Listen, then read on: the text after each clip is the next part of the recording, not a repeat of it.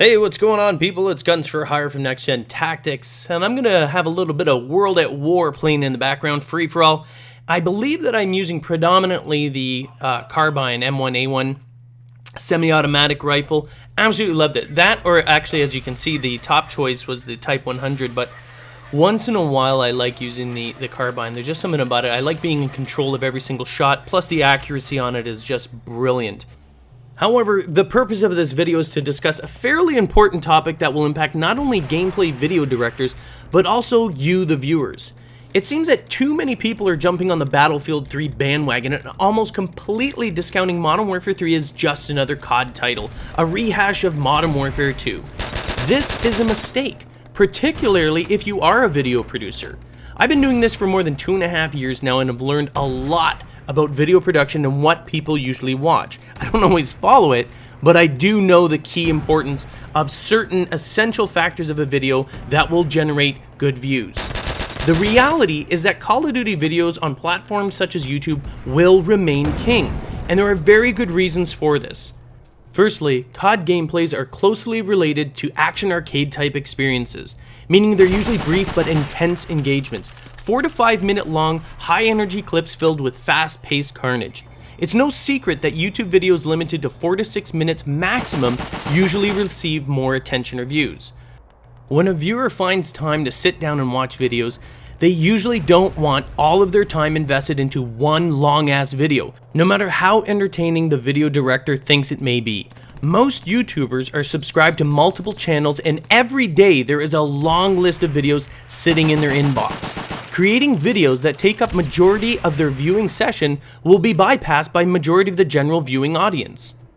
A Call of Duty gameplay video easily fits that 4 to 6 minute optimum length, whereas a Battlefield 3 game, like its predecessors, can easily take more than 20 minutes to complete, and even once the video is edited, the final product usually exceeds 10 minutes. Another key feature of Call of Duty that will allow it to remain king of gameplay videos is the fact that the learning curve for the game is much shorter. A considerably larger portion of the established audience will attempt to replicate the same feats performed by their favorite directors, and these videos are usually centered around highly entertaining and sometimes lucky moments in the game, whereas most of the videos covering Battlefield 3 will likely be covering teamwork and strategies, a more serious side of gaming. And let's face it, we're here to have fun, and while the Battlefield 3 experience will be amazing to play, it won't be so amazing to watch unless you're a hardcore gamer. Video directors are in the business of entertainment. If what we are showing you is not engaging and you lose interest, this puts a bad taste in the viewer's mouth and may affect future videos that you produce. I am by no means saying not to cover Battlefield 3, but rather not to discount Modern Warfare 3 as many are currently doing. Well, that's it. Those are my 2 cents with respect to the upcoming gameplay videos for the 2011-2012 season, if you can call it that. Let's focus on the carnage that you're watching right now. For those of you, I know that World at War wasn't the most popular game of its time. I know a lot of people had a bad taste in their mouth, number one from actual Treyarch. Now, if you didn't know that, I know many of you jumped on Black Ops, never played World at War, never played COD 4, and some of you never even played Modern Warfare 2, and we know this because Black Ops had record sales, and the reality is record sales means way more than what were sold before, which means there's more people playing it that have never played Call of Duty before.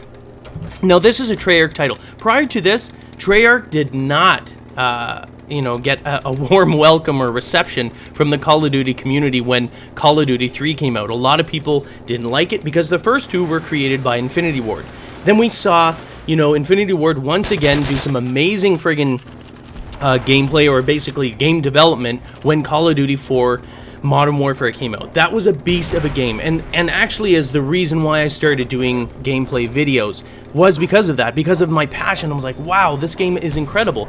But not having played, Call of Duty 3, I was so excited for the Call of Duty series, and I wasn't heavily involved in the World at War, or not World at War, the World War II, Old War type games and everything. So for me, this was fresh, and although people were like, oh, oh, look at that guy, tricky.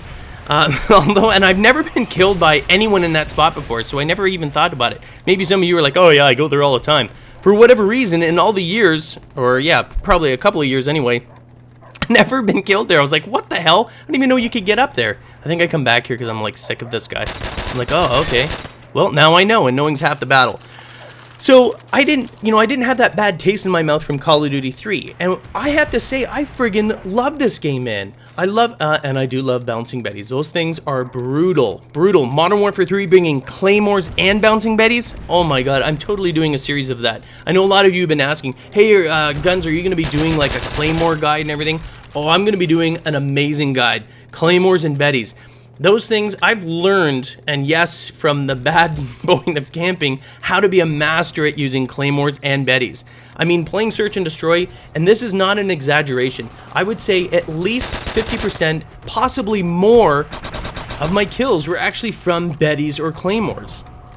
So never discount them, and it depends on the game type as well. I mean, if you're not a big Search player, claymores and betties aren't the greatest, but they can still help you in that. I mean, I still get a ton of kills from my claymores, especially in Modern Warfare 2 with Scavenger Run. I know people don't like that, but stay tuned for that sort of stuff. I will definitely be covering a full spectrum of that guide when Modern Warfare 3 comes out. I'm super excited about it, and hopefully all of you are too. Thanks for watching. I'm Guns for Hire. Peace. Did you like this video? If you did, check out a couple of these. Here on the left on NGT Zombies, Spider Bite, Meatwagon, and myself are playing a new custom PC zombie map called Box. And, well, we're in a box. And on the right on NGT Games, Spider's playing Gears of War 3, the campaign on a hard difficulty. Be sure to click the corresponding thumbnails to watch the videos, and be sure to subscribe to NGT Zombies and NGT Games for more videos.